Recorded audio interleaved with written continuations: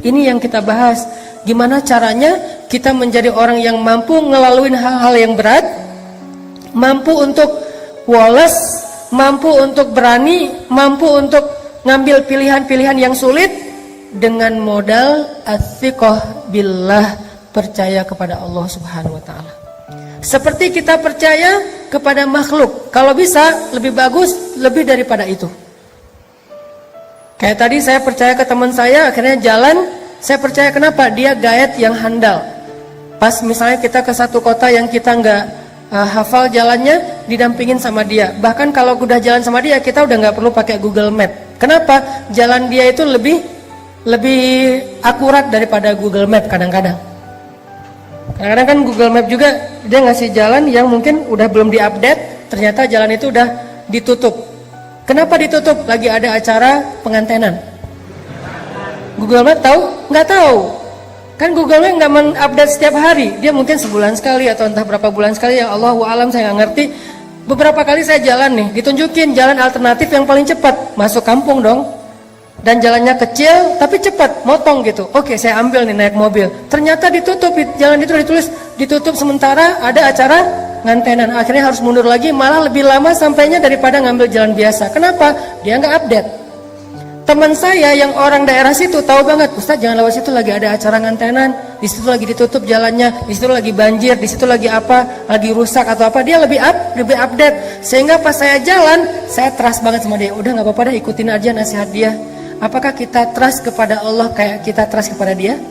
Sehingga ketika Allah mengatakan jangan yang ini buat bikin kamu celaka, ini aja jalan yang lurus, ini aja jalan syariat, ini aja jalan yang baik, yang bahagia. Kita memilih jalan yang dipilih oleh Allah karena kita percaya Allah lebih tahu yang mana yang paling baik buat kita. Allah yang lebih update perubahan dinamika dalam kehidupan kita ketimbang diri kita sendiri. Allah lebih update, bukan hanya update, Allah lebih tahu masa depan yang bahkan belum terjadi. Sehingga kita percaya kepada Allah, analoginya kayak kita tadi percaya kepada teman orang lokal situ yang tahu banget jalan yang paling cepat untuk sampai ke lokasi. Ini namanya athiqah billah.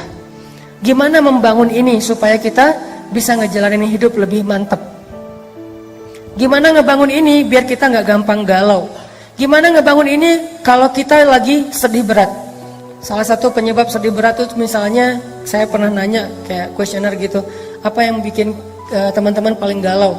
Salah satu jawabannya, yang bikin kita paling galau musibah terbesar itu Ustadz diputusin pas lagi sayang-sayangnya.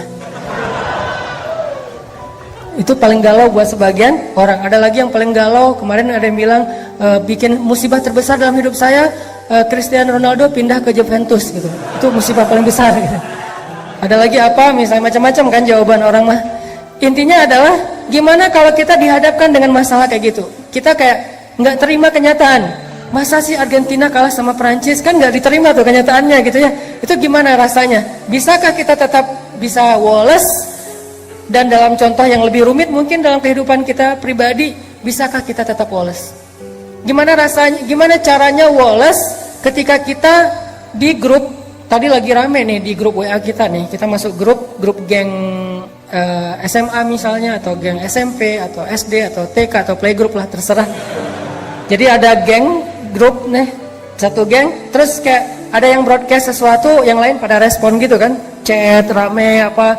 Kita lihat, oh banyak chat nih, kita masuk, begitu kita komen, yang tadi rame tiba-tiba senyap.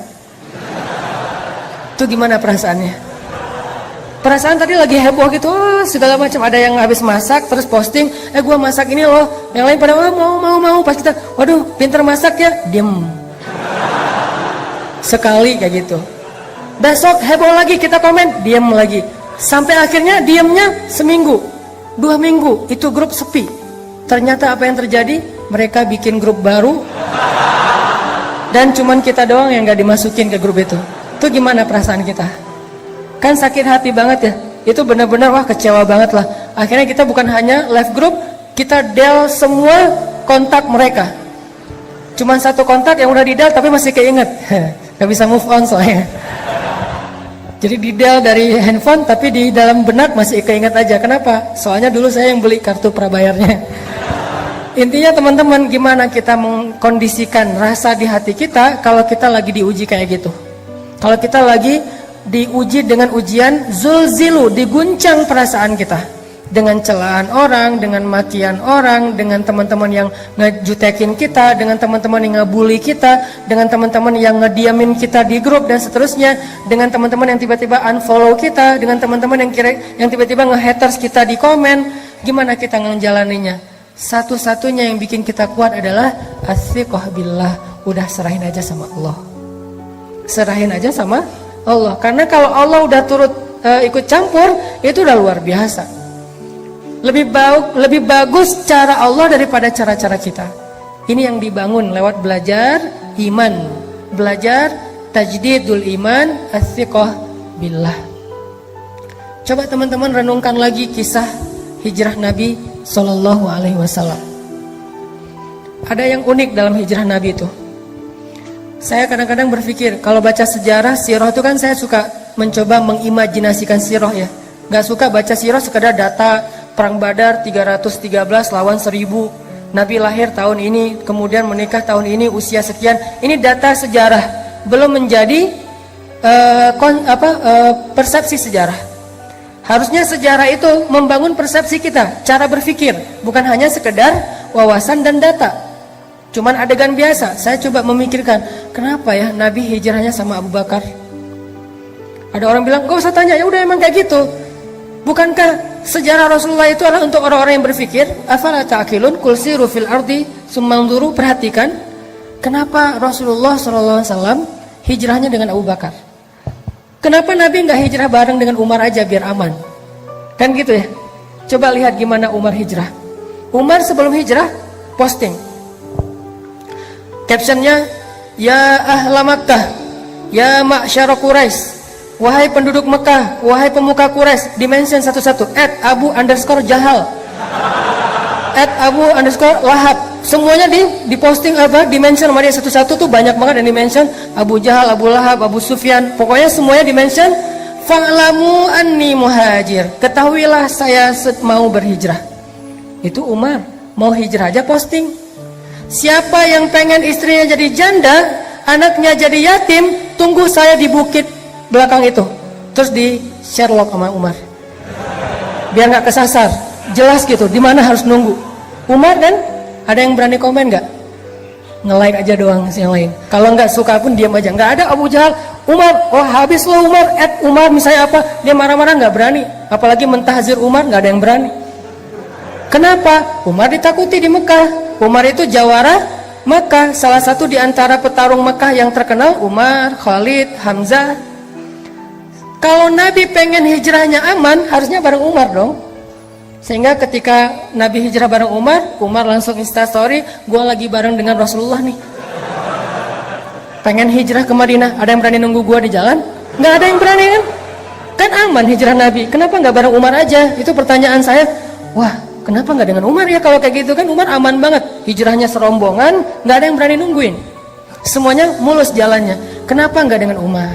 Atau kalau Umar mungkin bukan keluarga Nabi, walaupun nanti jadi sahabat dekat, kenapa nggak dengan Hamzah? Yang secara status di Mekah sama kayak Umar, ditakuti, jawara juga, pemanah ulung, pemburu, hunter.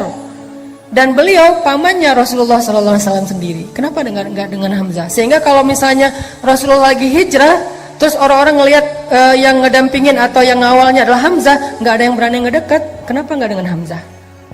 Atau kenapa nggak dengan Utsman? Supaya dikasih fasilitas hijrah yang nyaman, dikasih mobilnya Alphard.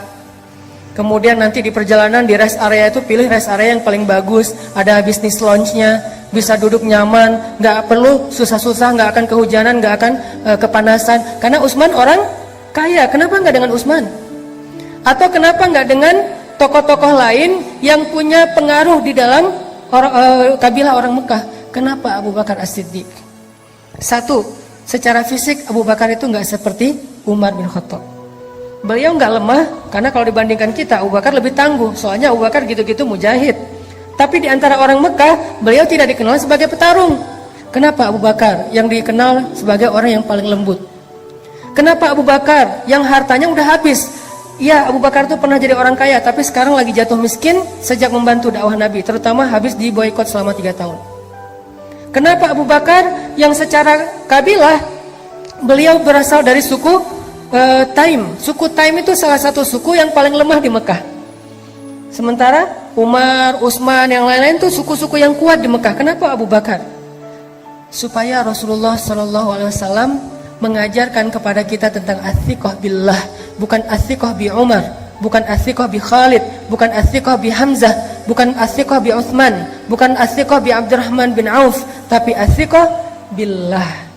Hijrah nggak dikawal oleh orang-orang yang tangguh, nggak difasilitasi atau di-endorse oleh Umar Utsman bin Affan, tapi hijrah murni mengandalkan pertolongan dari Allah Subhanahu wa taala. Itulah pelajaran dalam hijrah Nabi.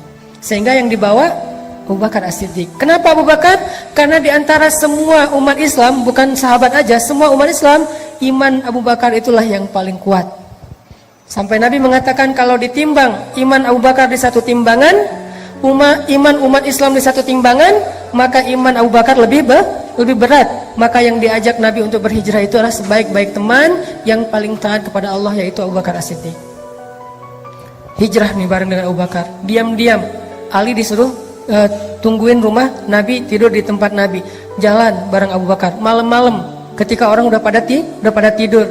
Terus jalannya kemana? Ikhtiar, nggak langsung ke Madinah, malah menjauh dari kota Madinah, masuk ke dalam sebuah lubang yang kita kenal dengan Gua Thur. Sembunyi di dalam gua itu. Kemudian bikin skenario, nanti Asma binti Abu Bakar nganterin makanan setiap hari kepada Rasulullah. Kemudian Abdurrahman kalau nggak salah, atau Abdullah anaknya Abu Bakar, yang mencari tahu berita tentang orang Mekah ada apa. Dia jadi kayak jasus, jadi kayak agen gitu. Kenapa Nabi begitu rumit mau hijrah aja? Padahal kalau hijrah bareng Umar nggak serumit itu. Ini Nabi lagi ngajarin kita tentang trust kepada Allah SWT. Hijrah kita walaupun maknanya berbeda, kita tidak pindah dari satu tempat ke tempat yang lain, tapi kadang punya resiko yang sama, teman-teman. Setelah kita hijrah, kita ditinggalin teman-teman, ditinggalin geng di masa lalu kita. Setelah kita hijrah, kita jadi nggak punya pendapatan, penghasilan sebesar yang sebelumnya. Setelah kita hijrah, kita jadi malah mungkin dengan keluarga mulai agak ada cekcok, dengan pasangan mulai renggang kayak gitu-gitu. Ini adalah resiko-resiko ketika kita mengambil pilihan yang rumit, yang sulit dalam hidup kita. Apakah kita berani melakukannya karena athiqah billah, percaya kepada Allah? Ini yang dilakukan Nabi SAW. Sehingga ketika beliau sembunyi di dalam gua Thur, kemudian Abu Jahal mengumumkan, kata Abu Jahal, siapa yang bisa membawa pulang Muhammad hidup atau mati, maka akan aku hadiahkan 100 ekor onta. Kalau 1 ekor onta harganya 100 juta, berarti berapa? 10 miliar ya. Akan aku hadiahkan minimal nih, karena harga onta yang dipakai untuk keluar negeri itu di atas 100 juta. Kalau yang 40 juta, 50 juta itu onta potong. Ya, onta juga ada onta kampung, ada onta potong. Kalau onta potong harganya sekitar 40 juta. Kalau onta yang dipakai rihlah itu biasanya di atas 100 juta. Kebayang nggak? Siapa yang bawa pulang Muhammad hidup atau mati dikasih 10 miliar? Siapa yang nggak mau? Akhirnya semua pembunuh-pembunuh bayaran yang tadi ngelihat itu lagi trending topik di sosial media, mereka semuanya langsung bergerak. Tadinya pada nongkrong-nongkrong di tempat mereka masing-masing, ada yang minum-minum, tiba-tiba kata temannya, ada sayembara tuh, nangkap Muhammad hidup atau mati, terus hadiahnya apa? 10 miliar, semuanya bangkit. Serentak semua pembunuh bayaran di kota Mekah mencari Rasulullah SAW. Gimana rasanya? Dicari oleh pembunuh bayaran. Kalau ketemu, antara dibawa hidup ataupun dalam keadaan mati. Nyari. Salah satu pembunuh bayaran paling legend yang ada di Mekah namanya Suraqah bin Malik. Itu paling legend. Gimana legendnya? Gak ada yang gak kenal Suraqah. Kalau Suraqah udah muncul, pada kayak bisik-bisik, Suraqah.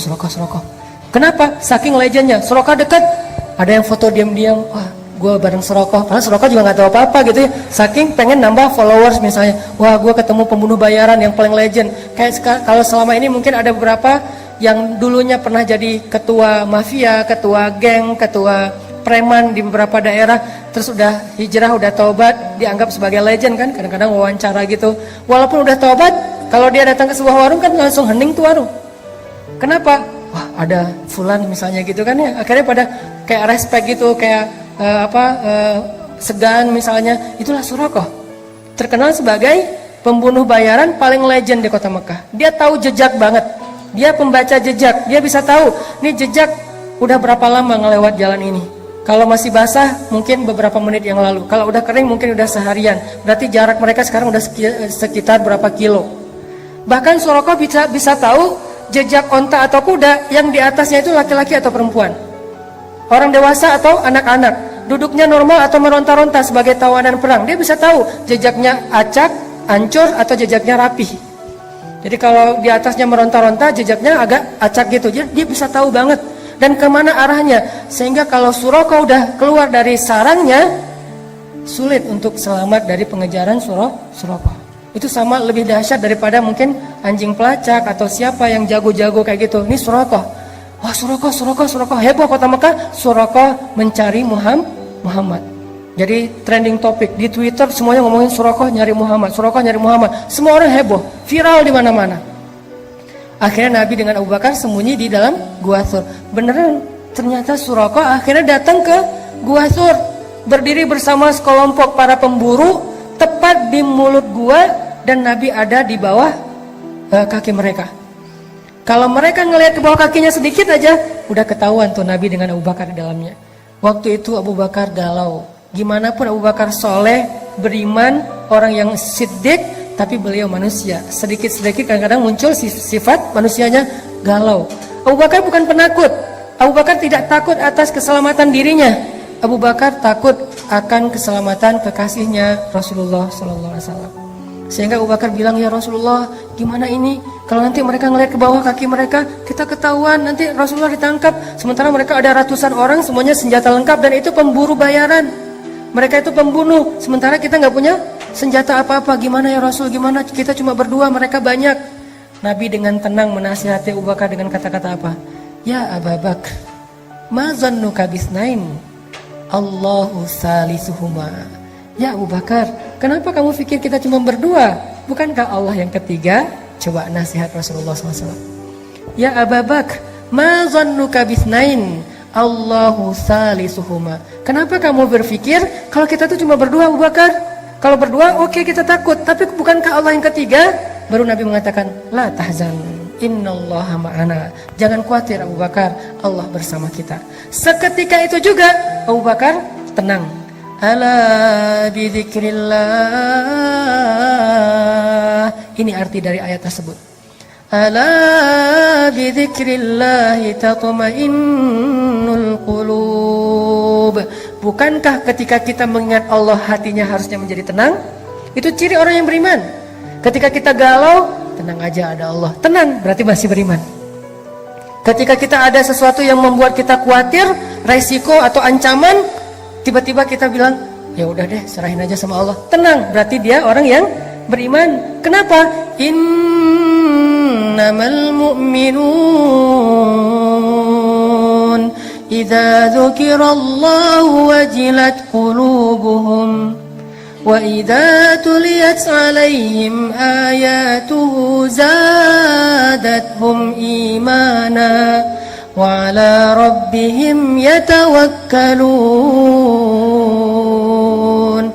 Orang beriman kalau disebut nama Allah langsung tergerak hatinya untuk makin mantap. Wajilat itu hatinya bergairah kembali. Yang tadi itu udah kayak udah mau mati tuh, hatinya udah lemah, tiba-tiba bergairah lagi, detak jantungnya udah mulai normal lagi. Kenapa? Ada nama Allah.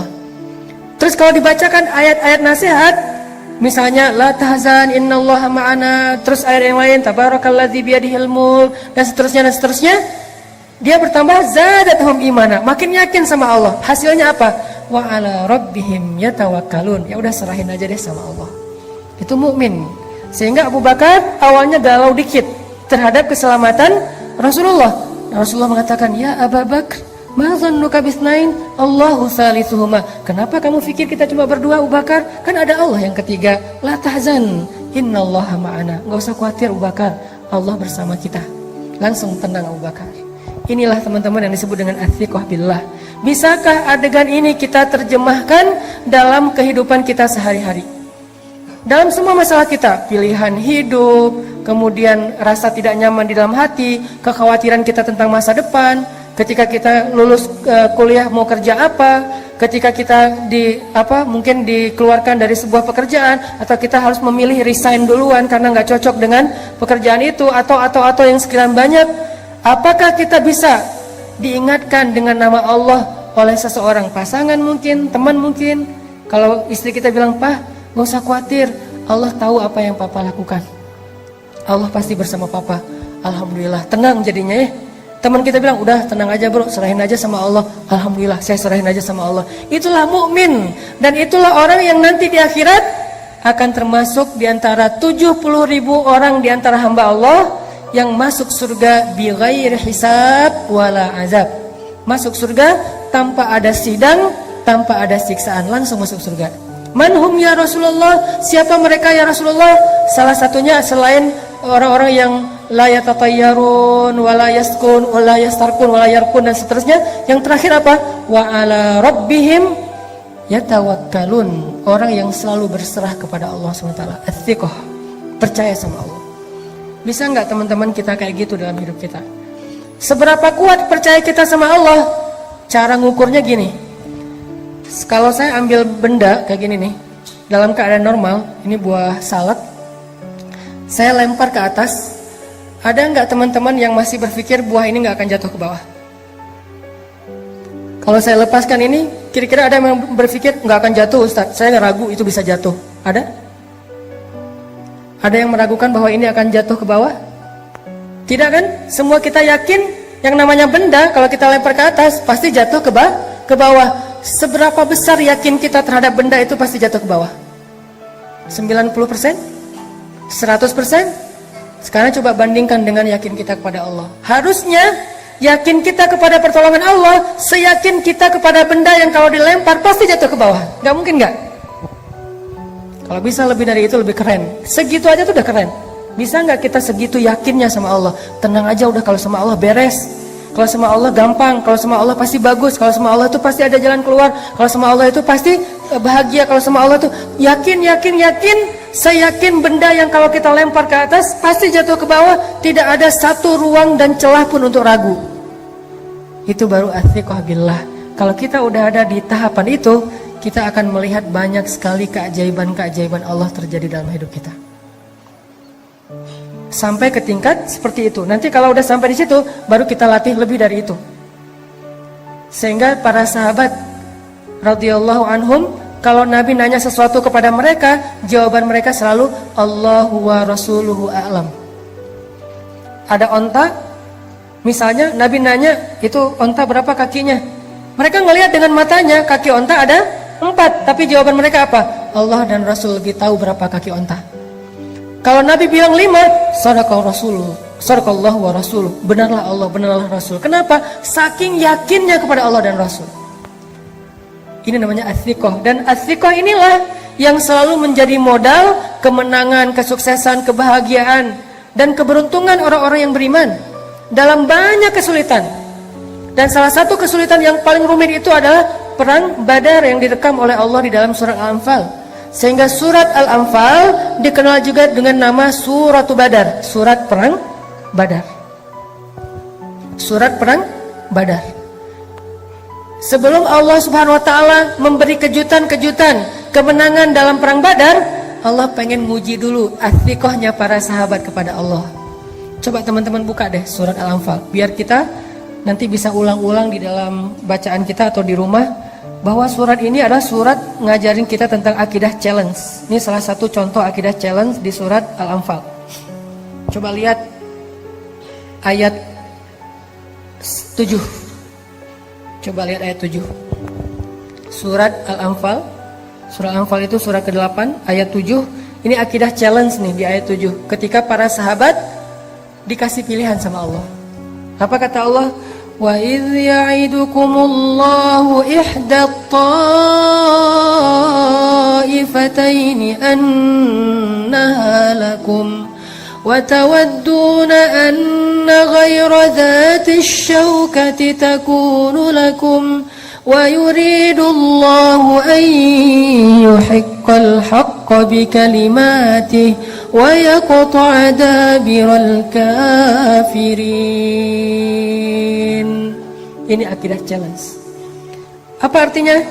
Dan ingatlah kisah ketika Allah menjanjikan kepada kalian salah satu dari dua golongan yang akan kalian hadapi adalah bagian kalian. Sedangkan kalian menginginkan bahwa golongan yang tidak memiliki kekuatan senjatalah yang menjadi bagian kalian. Tetapi Allah ingin membenarkan yang benar dengan ayat-ayatnya dan memusnahkan orang-orang yang kufur sampai ke akar-akarnya. Apa yang terjadi? Coba nanti baca lagi sirah Perang Badar secara utuh dari awal sampai akhir. Kan skenario awal dari Perang Badar itu apa teman-teman? Karavan dagang Abu Sufyan baru pulang dari Syam, ngelewatin jalur dekat kota Madinah. Apa yang dibawa oleh karavan dagang ini? Karavan dagang ini membawa hasil jualan harta orang-orang muhajirin yang diambil alih, dirampas oleh orang Quraisy, termasuk Abu Sufyan, sebelum Abu Sufyan masuk Islam. Jadi ketika kaum muhajirin hijrah ke Madinah, pasar mereka, ternak mereka, kebun mereka, rumah mereka, aset mereka dijarah, diambil alih oleh orang-orang Mekah, orang-orang Quraisy seperti Abu Jahal dan yang lainnya, lalu dijual ke Syam. Nah sekarang pulang dari Syam membawa hasil keuntungan dari rampasan itu, sehingga Nabi SAW mengajak orang-orang muhajirin, ayo kita ambil kembali harta kita. Itu skenario awalnya. Ayo kita cegat karavan dagangnya Abu Sufyan dan kita rampas kembali harta milik kita. Sahabat semangat, siap ya Rasulullah, Allah Akbar, semangat gitu. Kenapa? Karena yang akan mereka hadapi itu karavan dagang, bukan tentara, bukan prajurit. Mudah untuk mengalahkannya dan keuntungannya besar kalau kita menang. Ternyata Abu Sufyan juga punya mata-mata. Langsung dia tahu informasi Nabi akan cegat, dia ngasih tahu ke Abu Sufyan. Abu Sufyan ngirim orang cepat untuk menghubungi Abu Jahal. Kalau dulu kan gak bisa telepon-teleponan ya, akhirnya ngirim orang. Abu Jahal datang untuk mengawal karavan dagang. Dengan apa? Dengan satu pasukan yang isinya adalah pembunuh bayaran. Yang isinya sebagiannya adalah pembunuh bayaran, sisanya petarung-petarung hebat, termasuk senior-senior ada di dalamnya. Pasukan yang jumlahnya 1000 orang kurang lebih. Sekarang ada dua target. Satu karavan dagang yang mudah dilumpuhkan dan untungnya besar. Satu lagi pasukan perang yang sulit dikalahkan dan untungnya kecil. Apa yang mau diambil dari pasukan perang? Paling ghanimahnya ya gitu-gitu aja, pedang, perisai, onta. Kalau ini emas, sutra, segala macam kan ya. Wa idh ya'idukum, ketika Allah memberikan kalian pilihan ta'ifatain, dua kelompok, mana yang kalian inginkan? Ternyata kaum muslimin menginginkan yang mana? Manusiawi. Yang tetap Abu Sufyan, Rasul, kita nggak usah beralih ke yang lain, ini aja istiqomah. Dari awal kan emang pengennya ini. Kan emang rencana awal kita pengen mencegat karavan dagangnya Abu Sufyan. Ngapain sih harus ngadapin Abu Jahal? Udah biarin aja, ntar dia juga pulang sendiri kalau dia nungguin kita nggak datang. Para sahabat memilih ini. Ternyata Allah memilih yang Abu Jahal. Disinilah kaum muslimin galau. Duh, ada yang kecewa. Coba baca ayat sebelumnya. Gimana bentuk kegalauan mereka? Ayat 5. Kama akhrajaka rabbuka min baitika bil haqq wa inna fariqam minal mu'minina lakarihun. Apa kata-kata terakhirnya? Lakarihun, benar-benar gak suka. Itu perasaan Ahlu Badar, itu perasaan kaum muslimin, dan itu bukan orang Islam biasa loh. Awalun, as-sabiqun al-awwalun minal muhajirin, itu awalunnya muhajirin. Lebih dahsyat daripada awalunnya ansor, dan kedua-duanya keren. Was-sabiqun al-awwalun minal muhajirin wal ansar. Allah memuji mereka di banyak ayat. Kuntum khaira ummatin ukhrijat linnas. Khairun nas qarni. Allah memuji, Rasulullah memuji mereka kan? Ternyata sempat galau juga. Itulah manusia. Lakarihun, mereka gak suka dengan pilihan ini. Berat sekali. Kari itu artinya benci. Cuman terjemahannya kalau benci agak kurang pas nih. Minimal mereka gak suka. Aduh kok jadi kayak gini ya? Kok jadi kayak gini ya? Terus ayatnya apa? Yujadilunaka fil haq. Mereka mendebat kamu dalam hal yang benar. Masih ada yang protes. Rasul, bener ini ya Rasul pilihan kita. Rasul, kok kita jadi kayak gini? Rasul, kok kita nggak seperti yang kemarin? Rasul, kok kita udah berubah? Ini adalah reaksi-reaksi para sahabat ketika Allah kasih pilihan yang lain, bukan pilihan yang pertama. Yujadilunak, mujadalah itu artinya berdebat. Yujadilunaka fil haqqi ba'dama tabayyan ka'annama yusaquna ilal mauti wa hum yanzurun. Gimana rasa enggan mereka? Mereka protes kepada Nabi, kemudian seolah-olah mereka seperti orang yang dihalau kepada kematian, dan mereka melihat malaikat kematian itu atau malaikat maut. Ini kan sebuah gambaran ya, gimana beratnya kaum muslimin terhadap pilihan ini. Kayak orang dibawa ke satu tempat mau dieksekusi mati, dan mereka melihat tiang gantungan, melihat algojo yang dengan parang yang tajam, seolah-olah mereka mau dibawa ke sebuah tempat eksekusi mati. Begitu enggannya mereka datang terhadap pilihan Allah Subhanahu wa taala. Akhirnya Nabi mengumpulkan mereka semuanya, ahlu Badar. Nabi menasihati mereka, Nabi membacakan ayat ini kepada mereka. Akhirnya mereka baru sadar, lalu sami'na wa ata'na, kami ikut pilihan Allah dan Rasul. Ini maksud dari innamal mu'minun idza dzukirallah wajilat qulubuhum. Tadi mereka galau, lalu diingatkan dengan nama Allah, wahai kaum muslimin, ini pilihan Allah, taatlah sama Allah, ambil aja pilihan Allah walaupun berat. Wajilat qulubuhum, hati mereka tiba-tiba menjadi bergairah. Wa idza tuliyat alaihim ayatu zadatuhum imana, bertambah iman mereka. Wa ala rabbihim yatawakkalun, akhirnya mereka berserah kepada Allah. Ya udah, kami ikuti cara Allah, sami'na wa ata'na. Hasbunallah wa ni'mal wakil, la haula wa la quwwata illa billah. Itu yang terjadi kepada ahlu Badar. Allah mau nguji dulu, mereka sikoh nggak sih sama Allah? Buat apa sih Allah ngetes kayak gitu? Karena Allah pengen ngelihat siapa yang benar-benar yakin kepada Allah, siapa yang ragu-ragu. Kalau ragu-ragu, Allah nggak akan tunjukkan keajaiban kepada mereka. Kenapa perang Badar banyak keajaiban? Karena perang Badar diikuti oleh orang-orang yang sudah teruji sikohnya kepada Allah Subhanahu wa taala. Udah teruji, walaupun galau lagi, terus balik lagi, galau lagi, itu manusiawi. Dia imannya Yazid wa yankus. Ketika Yazid mantap, ya tawakkalun. Ketika yankus mempertanyakan, yujadilun. Kenapa gini, kenapa gini, kenapa gini. Tapi cepat recovery-nya, balik lagi. Itulah kita. Udah mantap nih, saya akan hijrah. Pas udah hijrah, kenapa setelah hijrah hidup jadi gini-gini amat ya? Galau kan? Diingatin lagi, emang kayak gitu. Bukan kita doang yang ngerasain, orang sebelum kita yang lebih soleh ngerasain juga. Oh gitu, ya udah mantap lagi. Besok ada ujian, tapi kok nggak selesai ya ujiannya. Terus diingatin lagi, kuat lagi. Gitu aja terus iman kita teman-teman. Yazidu wayangkus, zail, tergelincir, balik lagi, tergelincir, balik lagi. Hati kita yuqallibu dzatal yamin wa dzatal shimal. Dia kadang-kadang ke kanan, kadang-kadang ke kiri. Itulah butuhnya tajdidul iman sepanjang perjalanan hidup atau sepanjang perjalanan proses hijrah. Harus diperbaharui. Salah satu cara memperbaharui iman, duduk dalam majelis-majelis nasihat dari ulama. Kita nggak harus hafal apa yang disampaikan ustadz. Kita nggak harus hafal ayat-ayatnya, hadis-hadisnya. Minimal tambah iman, liyazdadu imanan ma'a imanihim. Setelah kita mendengarkan nasihat itu, baru nanti mantap lagi nih. Sahabat juga galau, sekelas muhajirin awalun aja galau. Akhirnya berangkat. Sekarang pasukannya dialihkan ke arah Abu Jahal. Jalan terus sampai di sebuah area namanya daerah Badar. Orang-orang kafir Quraisy dapat spot yang ada mata airnya. Orang Islam dapat spot yang nggak ada mata airnya. Mulai agak khawatir, nih airnya irit nih, jadi jangan boros-boros ya, airnya cuma sedikit. Malamnya ternyata mereka banyak yang nggak bisa tidur. Gimana besok ya? Ini kan perang kita pertama banget dalam sejarah umat Islam, kan perang pertama Badar ya.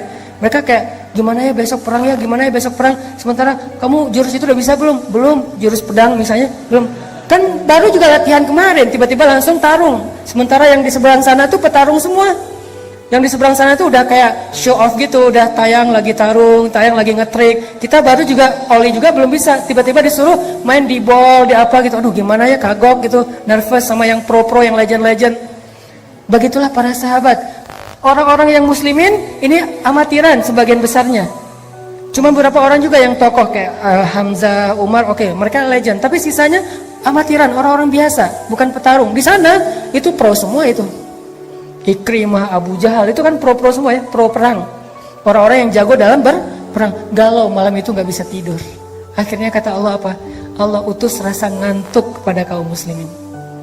Ini keajaiban pertolongan Allah kepada orang yang sikoh kepada Allah, percaya sama Allah. Akhirnya apa kata Allah di ayat 11? Ini kita bedah ayatnya nih. Surat masih yang sama, Al-Anfal ayat 11.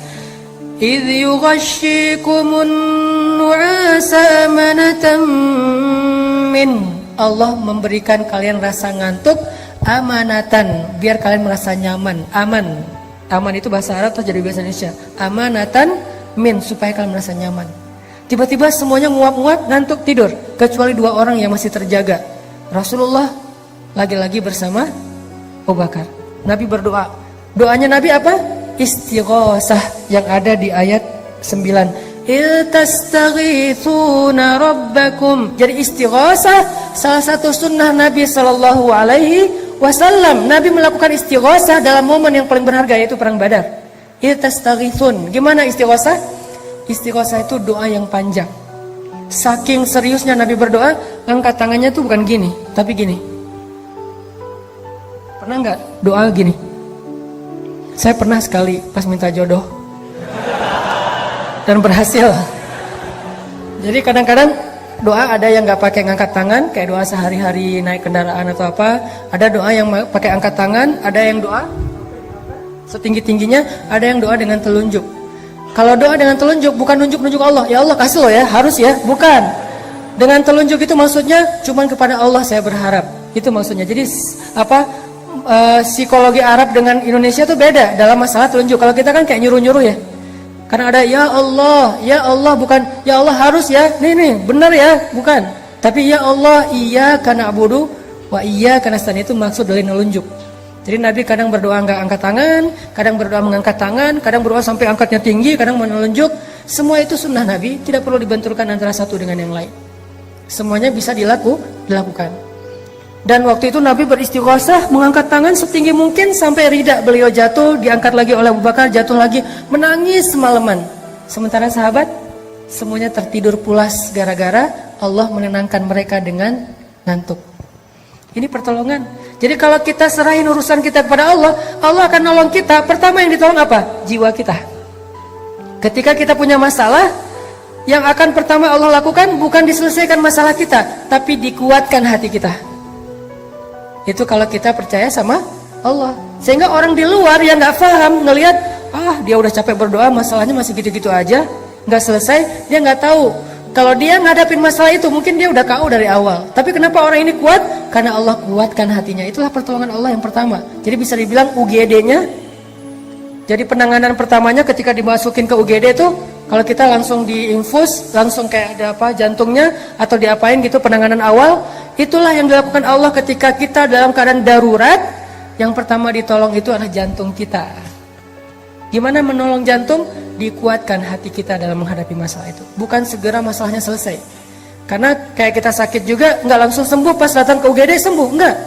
Tapi jantungnya diselamatkan dulu, nafasnya diselamatkan dulu, kemudian darahnya diselamatkan dulu. Nanti sembuhnya setelah seminggu. Tapi minimal dia udah ditolong gitu.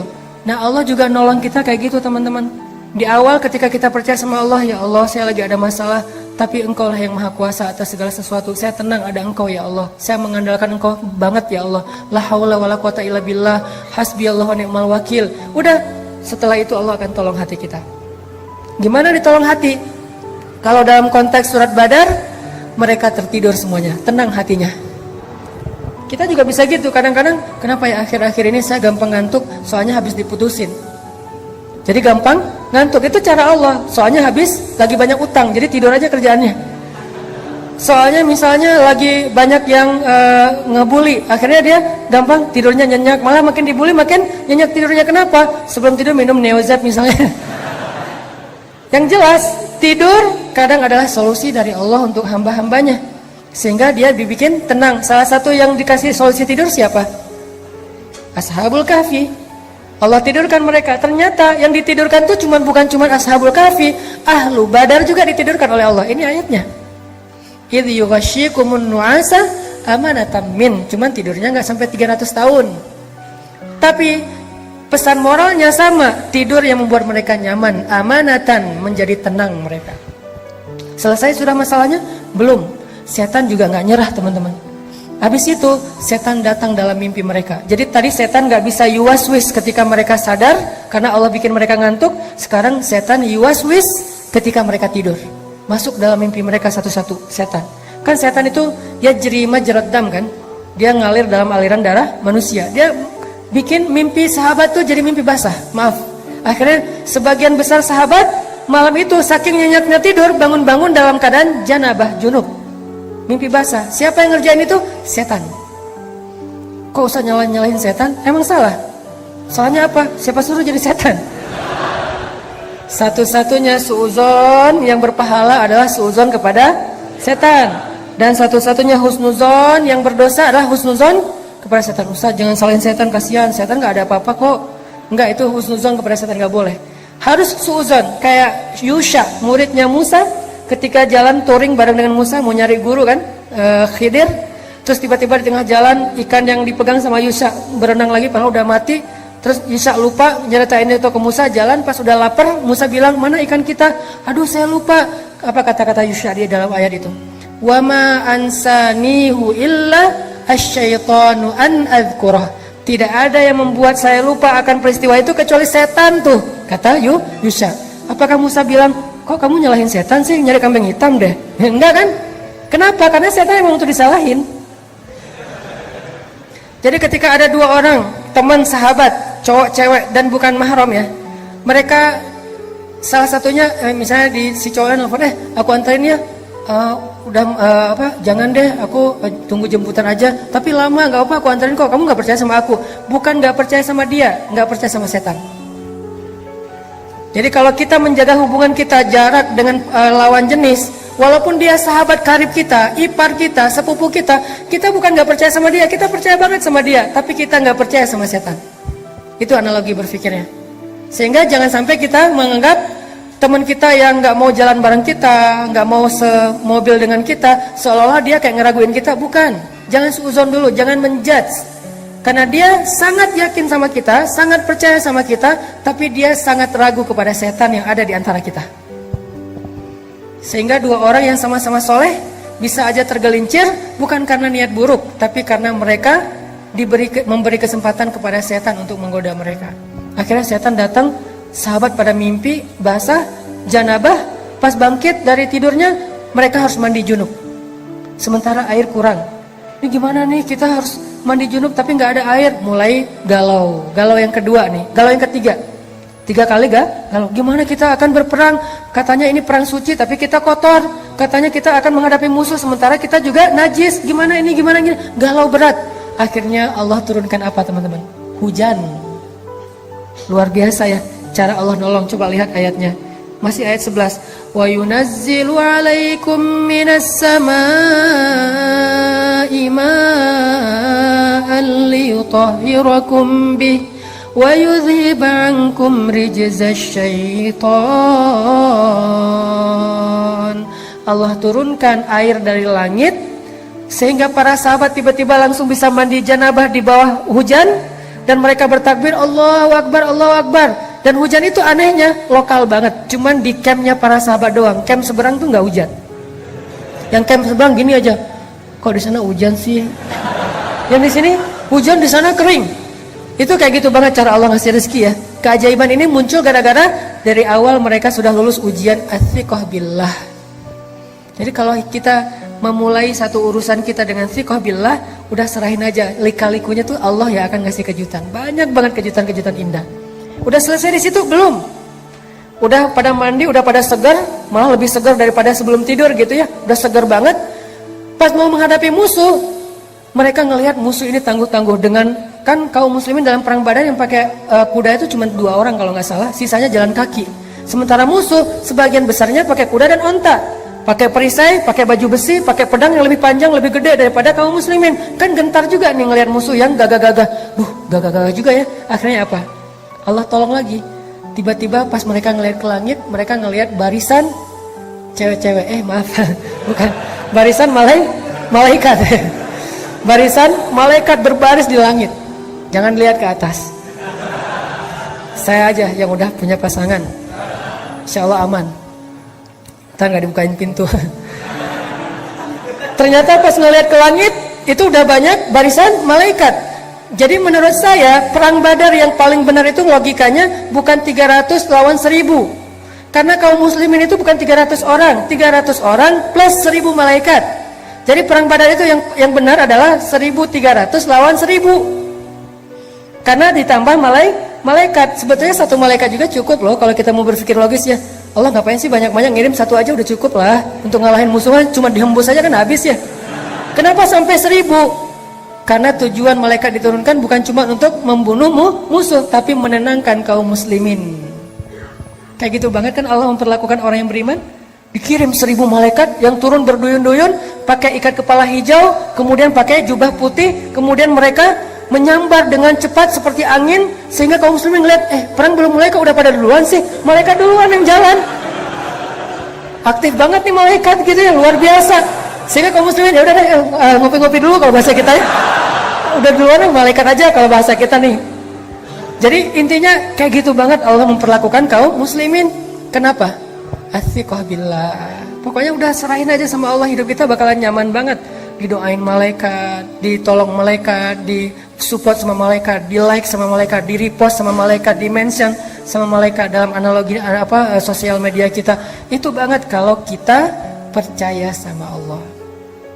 Tapi begitu kita athiqahnya berganti kepada logika, kita lebih yakin kepada hitung-hitungan matematika kita, maka hilanglah semua peluang kita untuk melihat keajaiban dalam hidup kita. Bisa dibilang perang Badar itu hampir kaum muslimin tuh nggak ikut perang, cuman dikit doang perangnya, sisanya malaikat yang sebetulnya berperang. Coba nanti baca kisah perang Badar dari angle musuh. Jadi yang dibaca jangan cuman versi orang Islamnya, jangan cuman versi riwayat kita. Coba baca Nat Geo-nya mereka deh. Nat Geo-nya musuh. Ternyata menurut musuh-musuh yang nantinya akhirnya masuk Islam, mereka bilang, alhamdulillah saya selamat hari itu. Itu kejadian luar ngeri banget. Waktu itu saya berada di pasukan musuh, saya belum dapat hidayah. Ketika kita akan berperang dengan kaum muslimin, yang kita lihat itu bukan kaum muslimin, tapi deretan makhluk yang memakai ikat kepala hijau. Mereka turun dari langit menyambar kami. Tiba-tiba saya menutup kepala dan mata saya hanya mendengar teriakan teman-teman saya yang dipenggal oleh para malaikat. Ketika saya membuka mata saya melihat tubuh teman-teman saya sudah terkapar di atas tanah. Itu kerjaan siapa? Bukan kerjaan kaum muslimin, malaikat. Kaum muslimin datang udah beres. Aduh, beres. Beres nih, diberesin sama malaikat. Kenapa? Athiqah billah. Percaya aja sama Allah, beres. Gak ada yang sulit kalau Allah udah ikut campur. Inilah pentingnya kita ngandelin Allah dalam masalah kita, dalam hidup kita, dalam hajat-hajat kita, dalam cita-cita kita. Saya punya cita-cita secara pribadi dalam urusan dakwah yang 3 tahun yang lalu orang menganggap itu berlebihan. 3 tahun yang lalu orang menganggap itu nggak mungkin. Salah satunya adalah gimana menghijrahkan teman-teman motor. Kalau dulu namanya geng motor, kalau sekarang udah jadi ormas. Gimana pemerintah juga nggak bisa segala macam. Alhamdulillah bukan karena saya hebat, karena Allah terlibat. Akhirnya Allah bujuk hatinya, Allah ikat hatinya, tiba-tiba mereka jadi senang kepada masjid, senang kepada ilmu, senang kepada ta'lim. Itu kenapa? Karena kita melibatkan Allah. Program pemerintah kalau nggak melibatkan Allah, susah. Program sosial nggak melibatkan Allah, susah. Gimana pun teorinya rumit. Pemerintah bikin regulasi apa segala macam untuk masalah sosial apa, susah. Termasuk nanti mempersaudarakan 2 supporter bola yang sering tarung, itu nggak cukup dengan program pemerintah, nggak cukup dengan program dari PSSI, nggak cukup dengan program Menteri Sosial, harus pakai program dakwah. Kenapa? Di dalam program dakwah lah Allah terlibat. Dan mereka semuanya punya hati, dan yang memegang hati mereka itu jemari-jemari Allah. Jadi kalau pengen hati mereka diikat, fa'allafa baina qulubikum fa'asbahtum binikmati ikhwana. Caranya gimana? Wal takum minkum ummatun yad'una ilal khair wa ya'muruna bil ma'ruf wa yanhauna 'anil munkar. Lewat dakwah itu keajaiban terjadi. Jadi saya percaya banget nih, antara beberapa supporter bola di Indonesia yang selama ini mungkin sering ada masalah, bisa diikat hati mereka bahkan jadi ikhwana, bersaudara dengan media dakwah. Kenapa?